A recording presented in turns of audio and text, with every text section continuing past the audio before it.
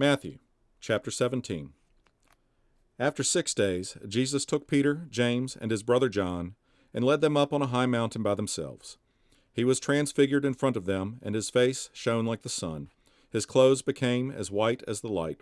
Suddenly, Moses and Elijah appeared to them, talking with them. Then Peter said to Jesus, "Lord, it's good for us to be here. I will set up 3 shelters here, one for you, one for Moses, and one for Elijah."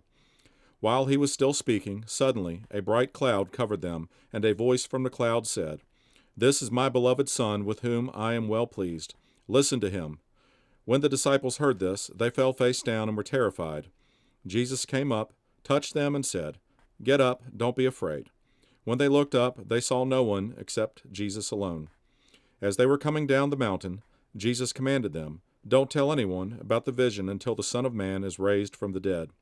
So the disciples asked him, "Why then do the scribes say that Elijah must come first?" "Elijah is coming and will restore everything," he replied. "But I tell you, Elijah has already come, and they didn't recognize him. On the contrary, they did whatever they pleased to him. In the same way, the Son of Man is going to suffer at their hands." Then the disciples understood that he had spoken to them about John the Baptist. When they reached the crowd, a man approached and knelt down before him. "Lord," he said, "have mercy on my son, because he has seizures and suffers terribly.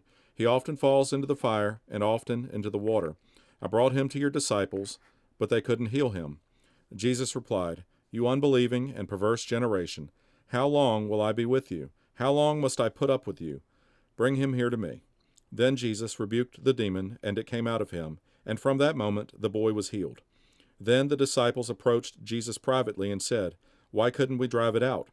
"Because of your little faith," he told them. "For truly I tell you, if you have faith the size of a mustard seed, you will tell this mountain, 'Move from here to there,' and it will move. Nothing will be impossible for you."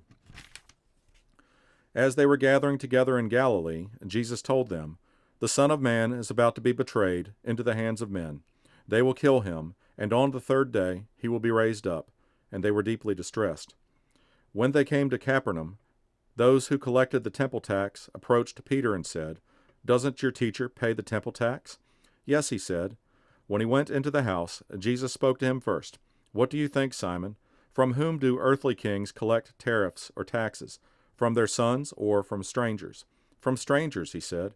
"Then the sons are free," Jesus told him. "But so we won't offend them. Go to the sea, cast in a fish hook, and take the first fish that you catch. When you open its mouth, you'll find a coin. Take it and give it to them for me and you."